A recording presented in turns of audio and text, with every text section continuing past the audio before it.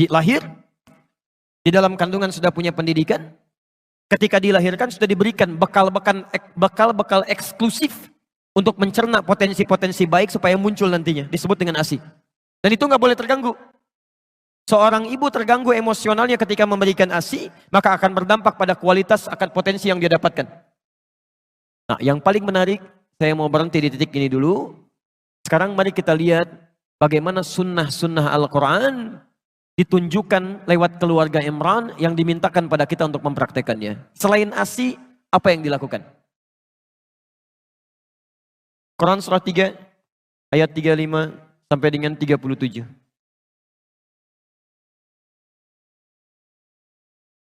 Barangkali kebanyakan anak-anak kita ada di fase ini nantinya. Baik. Ayat 35, itu yang tadi sudah saya ulas. Idh qalat imra'atu Imrana, Rabbi inni nadhartu laka ma fi batni muharrara, fataqabbal minni. Innaka sami'ud du'a. Ya Allah, saya bernazar anak yang saya kandung ini menjadi anak yang soleh dekat denganmu ya Allah. Saya mohon jadikan dia anak yang dekat denganmu. Jadi mohon izin Bapak dan Ibu sekalian, sekali lagi, setiap anak yang dikandung, mohonkan kepada Allah. Dan bagian keduanya di ayat ini, tolong spesifik minta, anak ini mau direncanakan jadi apa? Jadi Anda harus punya planning. Saya mau tanya kepada Anda ya. Anda orang tua alhamdulillah, ibunya mengandung 9 bulan lebih. Kemudian dilahirkan, Anda bekerja keras, dirawat di rumah. Saat dia mulai sekolah, apakah Anda bisa memastikan kalau anak Anda bisa menyentuh makanan yang baik? Bertemu dengan teman yang baik? Mendapatkan perawatan yang baik? Belum tentu. Kita punya keterbatasan. Bahkan anak pulang ke rumah masih bisa menyentuh sesuatu yang salah. Di sini mungkin belum pernah terjadi Pak. Tapi pernah terjadi kasus di Jakarta. Ini orang tua, muslim yang taat, baik.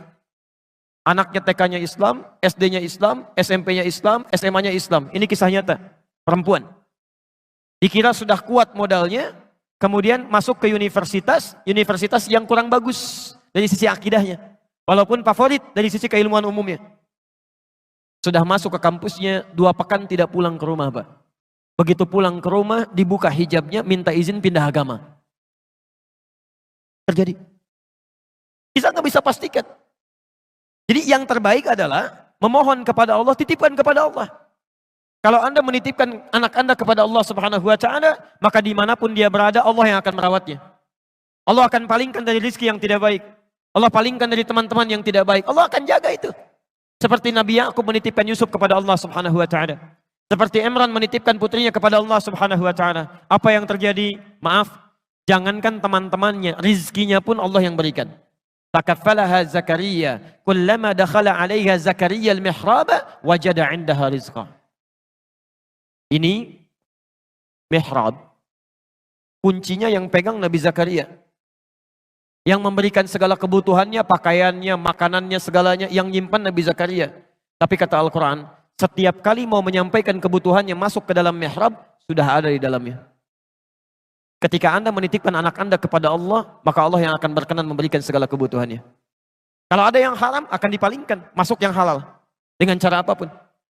Sampai heran, kalau musim anggur ada anggur, wajar. Ini bukan musim anggur, ada anggur. Qala ya Maryamu anna laki hadza, Maryam dari mana semua ini? Qalat huwa min indillah. Ketika anak didekatkan dengan Allah Subhanahu wa Ta'ala, maka yang meluncur dari lisannya, yang dilihat oleh matanya, yang didengar oleh telinganya sampai ke ujung kakinya, itu lillah. Karena Allah Subhanahu wa Ta'ala. Bismillahirrahmanirrahim. Assalamualaikum warahmatullahi wabarakatuh. Baik, fase kelahiran. Quran surah kedua ayat 233. Kemudian diturunkan ke Quran surah ketiga ayat 35 sampai dengan 37. Posisi paling kiri di pertengahan sampai ke bawah. Baik, bismillah. Quran surah 2 ayat 233. Wal walidatu yurdi'na auladahunna haulaini kamilaini liman arada an yutimma radha'ah. Bapak dan Ibu, kalau tadi fase kandungan, tugas kedua orang tua masih sama, masih kompak. Pasca lahiran mulai dipisah oleh Allah. Mulai ada beda tugas.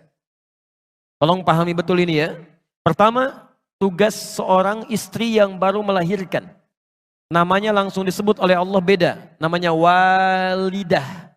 Walidah, ibu yang baru melahirkan. Wal walidatu, dan perempuan yang baru melahirkan itu yurdi'na auladahunna. Tolong jangan banyak diberikan beban, kata Quran. Fokuskan saja dirinya untuk bisa memberikan ASI bagi anaknya. Kalau bisa sempurnakan sampai dengan 2 tahun. Ibu, tugas pertamanya maksimalkan ASI. Insyaallah.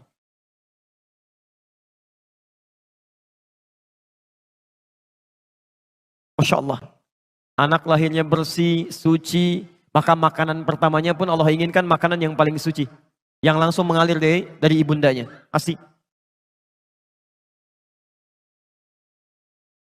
Ini sudah tidak perlu banyak saya terangkan, banyak buku, banyak bahasan, bagaimana keutamaan ASI bagi seorang anak yang baru dilahirkan sampai usia 2 tahun. Ya, jadi ini sudah ada dalilnya, orang barat banyak mempraktikkan, dan saya baru dapat kabar sebelum ke Jawa Timur, bahwa di Amerika, begitu bayi dilahirkan, itu wajib harus diberikan ASI dulu. Dalilnya kita yang punya. Teman-teman, jadi saya kasih bocoran sedikit ya, ini rahasia di antara kita lah pagi ini. Yang paling banyak mempraktekkan isi Al-Quran dan hadis itu sekarang orang Yahudi, Pak. Orang Yahudi. Dan mereka itu paling yakin dengan Quran dan hadis, paling yakin. Cuman mereka nggak pernah sebutkan kalau ini dari Quran, ini dari hadis. Saya beri contoh ya. Dari mulai anak-anak itu kecil sampai dengan dewasanya, anak kecil saja yang dikeluarkan pendidikannya dari hadis. Tinggalkan hal-hal yang tidak berguna, ditontonan yang tidak bagus dijauhkan dari anak-anak. Hal-hal yang tidak kreatif dijauhkan dari anak-anak. Semacam kayak gadget, kayak macam-macam itu dijauhkan. Yang didekatkan tuh yang bisa menstimulasi otaknya, ya potensi kecerdasannya, dan peluang potensi-potensi kebaikan yang lain. Itu Masya Allah. Itu dimunculkan. Sampai dengan persiapan mau ke hari akhir pun, itu mereka keluarkan hadisnya. Nabi pernah menyampaikan, tanda-tanda akhir zaman diantara puncaknya akan terjadi peperangan besar. Ya, akan terjadi peperangan besar. Di mana saat kemudian terjadi pertempuran, banyak pohon-pohon yang melindungi orang Yahudi, disebut dengan pohon korkod. Nanti ada yang mengatakan di sini Yahudi bersembunyi, cepat, temukan dia. Anda tahu apa yang terjadi? Sampai dengan hari ini, banyak orang Yahudi menanam pohon-pohon yang disebutkan di hadis tadi. Ya orang Yahudi aja yakin dengan hadis, kemudian dia amalkan. Kita yang mendapatkan anugerah Nabi, ya kenapa kita praktekkan? Ini poinnya. Maka pertama kata Al-Quran, jika sudah kemudian bayi dilahirkan, maka maksimalkan untuk memberikan ASI. Dan hebatnya, ini yang paling penting. Mohon izin ya, kalau ini mungkin bahasanya kurang menyenangkan, tapi ini yang disebutkan Quran. Wa 'alal mauludi lahu rizquhunna wa kiswatuhunna. Sedangkan bagi ayah yang baru mendapatkan karunia anak ini, jangan ganggu ibunya. Supaya tidak banyak memiliki perasaan-perasaan, terganggu emosionalnya, sehingga kualitas ASI yang mengalir kepada anaknya tidak baik. Maka biarkan dia konsentrasi dengan memberikan ASI-nya, maka suami memberikan fasilitas-fasilitas kebaikannya. Masya Allah. Rizquhunna, kebutuhan makannya. Kalau bisa suami yang suapi gitu kan, Masya Allah hadir di sampingnya. Kan secara psikologis begini, perempuan yang baru melahirkan itu kan setengah rasa sakitnya, itu akan hilang saat melihat bayinya. Sakit luar biasa, begitu bayi didekatkan kepadanya, itu setengah sakitnya hilang. Setengahnya lagi ketika suaminya hadir di sampingnya. Dia yang membelainya, dia yang berikan makanannya, dia yang siapkan pakaiannya, dia yang sampaikan kalimat-kalimat indahnya. Masya Allah, bayinya sudah lahir tuh, Masya Allah. Hidungnya mirip kamu nih. Tapi kok matanya mirip tetangga kita ya? Itu agak repot ya. Yang lain. Baik. Lihat stepnya. Jadi lahir, di dalam kandungan sudah punya pendidikan, ketika dilahirkan sudah diberikan bekal eksklusif untuk mencerna potensi-potensi baik supaya muncul nantinya, disebut dengan ASI. Dan itu nggak boleh terganggu. Seorang ibu terganggu emosionalnya ketika memberikan ASI, maka akan berdampak pada kualitas akan potensi yang dia dapatkan. Nah, yang paling menarik, saya mau berhenti di titik ini dulu. Sekarang mari kita lihat bagaimana sunnah-sunnah Al-Quran ditunjukkan lewat keluarga Imran yang dimintakan pada kita untuk mempraktekannya. Selain ASI, apa yang dilakukan? Quran surah 3 ayat 35 sampai dengan 37.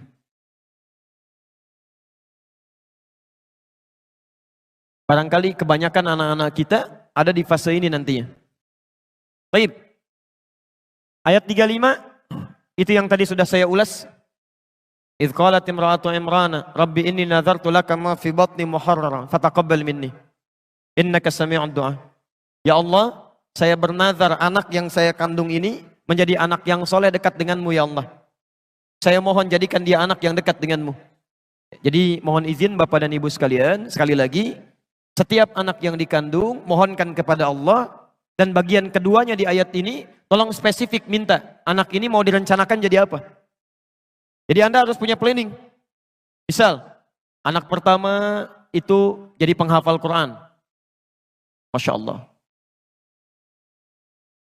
Anak kedua, tafsirnya.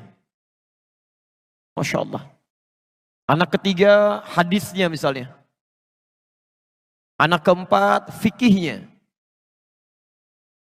Wah, ini kalau dikabulkan oleh Allah Subhanahu wa taala indah sekali. Begitu punya persoalan, nah anak pertama apa ayatnya?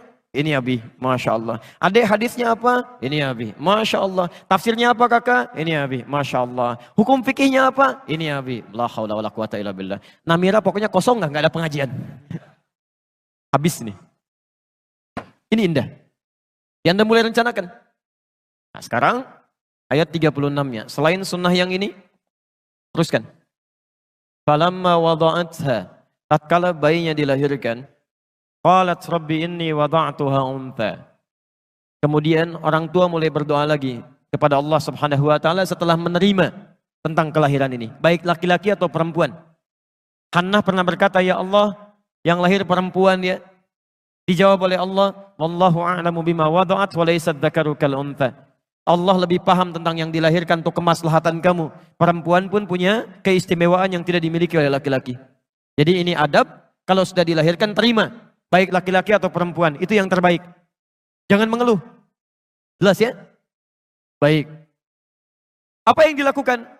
Kemudian, wa inni sammaituha Maryam. Selanjutnya, mulai beri nama dengan nama yang terbaik. Cari nama-nama yang baik. Awas hati-hati. Ada banyak sahabat dan sahabiyah yang namanya diganti oleh Rasulullah SAW karena mengandung unsur yang tidak baik di dalamnya. Abu Hurairah namanya Abdurrahman, asalnya Abdus Syams. Ketika datang masuk Islam langsung diganti namanya oleh Nabi. Jangan Abdus Syams, ganti jadi Abdurrahman. Baik. Ada perempuan namanya Su'ah, si jelek, diganti oleh Nabi enti Jamilah, ganti jadi Jamilah. Dicari nama-nama yang terbaik di situ. Ya. Dan hati-hati, jangan sampai ada nama anak-anak misalnya, bahkan ketika diberikan nama tanpa disadari, itu nama-nama yang tidak disukai oleh Allah Subhanahu wa taala. Misal nama-nama setan, ya. Hati-hati. Khanzab nama setan, Dasim nama setan, hati-hati. Kemudian Misut nama setan, Walhan nama setan. Atau saya sebutkan dulu barangkali ada yang mirip-mirip langsung ganti ya, begitu pulang. Awas hati-hati ya, nama-nama yang tidak baik cepat tinggalkan. Berikan nama yang terbaik di sini. Dan ini yang paling penting.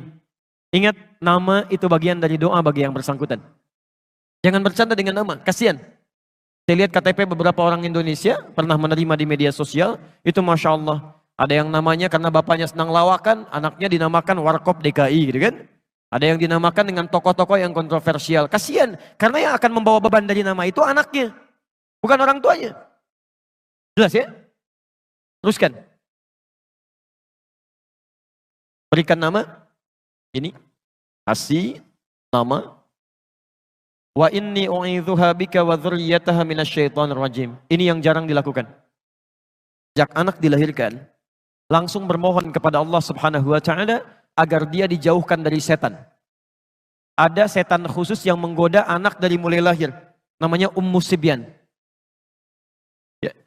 Berdoa supaya dijauhkan dari setan.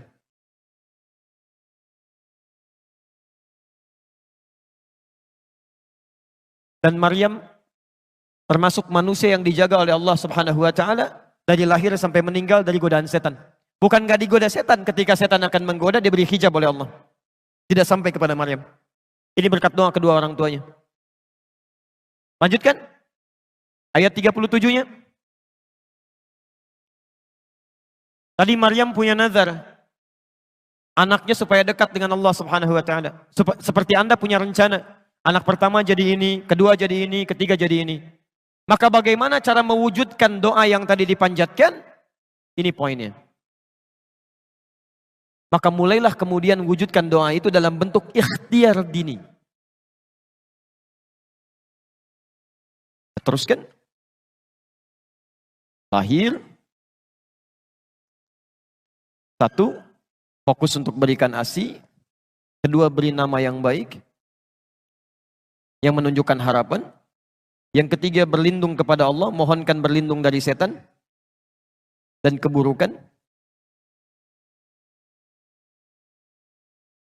Nah, ini yang keempat. Mulai berikhtiar. Menyiapkan perangkat dari doa yang dimohonkan. Lihat ayat 37-nya. Imran dengan Hannah, bukan nabi, bukan rasul, bernazar kepada Allah supaya anaknya menjadi anak yang salihah, dekat dengan Allah Subhanahu wa taala. Bukan cuma doa. Setelah berdoa kepada Allah, maka beliau berikhtiar. Dicari guru terbaik yang bisa membimbing anaknya dekat dengan Allah. Maka dipilihkanlah guru terbaik di zamannya Nabi Zakaria. Dipilih guru. Tidak hanya guru. Ditempatkan di tempat terbaik yang mendekatkan dengan Allah Subhanahu wa taala. Dibuatkan mihrab. Perhatikan. Doa ada, ikhtiar ada, dipilihkan gurunya, ada tempatnya. Ketika semua ini sudah disiapkan, apa yang terjadi? Turunlah jawaban langsung dari Allah Subhanahu wa taala. Ayat 37-nya. Fataqabbalaha rabbuha biqabulin hasanin wa ambataha nabatan hasana. Ketika semua diikhtiarkan dengan semua ini, maka turun jawaban dari Allah. Saya terima, kata Allah, semua ikhtiar ini. Kalau Allah sudah terima semua ikhtiar orang tua, maka Allah langsung yang akan memperhatikan anak yang dimaksudkan. Dari mulai tumbuhnya sampai dengan meninggalnya. Saya mau tanya kepada Anda ya. Anda orang tua, alhamdulillah, ibunya mengandung 9 bulan lebih. Kemudian dilahirkan, Anda bekerja keras, dirawat di rumah. Saat dia mulai sekolah, apakah Anda bisa memastikan kalau anak Anda bisa menyentuh makanan yang baik? Bertemu dengan teman yang baik? Mendapatkan perawatan yang baik? Belum tentu. Kita punya keterbatasan. Bahkan anak pulang ke rumah masih bisa menyentuh sesuatu yang salah. Di sini mungkin belum pernah terjadi, Pak. Tapi pernah terjadi kasus di Jakarta. Ini orang tua, muslim yang taat, baik. Anaknya TK-nya Islam, SD-nya Islam, SMP-nya Islam, SMA-nya Islam. Ini kisah nyata. Perempuan. Dikira sudah kuat modalnya, kemudian masuk ke universitas yang kurang bagus dari sisi akidahnya. Walaupun favorit dari sisi keilmuan umumnya. Sudah masuk ke kampusnya, 2 pekan tidak pulang ke rumah, Pak. Begitu pulang ke rumah, dibuka hijabnya, minta izin pindah agama. Terjadi. Kita nggak bisa pastikan. Jadi yang terbaik adalah memohon kepada Allah, titipkan kepada Allah. Kalau Anda menitipkan anak Anda kepada Allah Subhanahu wa taala, maka dimanapun dia berada, Allah yang akan merawatnya. Allah akan palingkan dari rezeki yang tidak baik. Allah palingkan dari teman-teman yang tidak baik. Allah akan jaga itu. Seperti Nabi Yakub menitipkan Yusuf kepada Allah Subhanahu wa taala. Seperti Imran menitipkan putrinya kepada Allah Subhanahu wa taala. Apa yang terjadi? Maaf, jangankan teman-temannya, rizkinya pun Allah yang berikan. Takaffalaha Zakaria, kullama dakhala 'alaiha Zakaria al-mihrab, wajada 'indaha rizqa. Ini mihrab. Kuncinya yang pegang Nabi Zakaria. Yang memberikan segala kebutuhannya, pakaiannya, makanannya, segalanya, yang nyimpan Nabi Zakaria. Tapi kata Al-Quran, setiap kali mau menyampaikan kebutuhannya masuk ke dalam mihrab, sudah ada di dalamnya. Ketika Anda menitipkan anak Anda kepada Allah, maka Allah yang akan berkenan memberikan segala kebutuhannya. Kalau ada yang haram, akan dipalingkan, masuk yang halal. Dengan cara apapun. Sampai heran, kalau musim anggur ada anggur, wajar. Ini bukan musim anggur, ada anggur. Qala ya Maryam anna laki hadza? Maryam, dari mana semua ini? Qalat huwa min indillah. Ketika anak didekatkan dengan Allah Subhanahu wa taala, maka yang meluncur dari lisannya, yang dilihat oleh matanya, yang didengar oleh telinganya sampai ke ujung kakinya itu lillah. Karena Allah Subhanahu wa taala. Ya, maka mulai hari ini silahkan Anda boleh punya cita-cita. Siapkan sampai dilahirkan, tapi mohon cari guru yang baik. Coba saat ke sekolah itu disurvei dulu. Kepala sekolahnya siapa? Guru-gurunya bagaimana? Pada rajin sholat apa tidak? Senang tilawah Quran atau tidak? Security-nya seperti apa? Lingkungan sekitarnya bagaimana? Ini modalnya. Maka apa yang terjadi? Saya tutup dulu sebentar. Segmen yang pertama ini, perhatikan.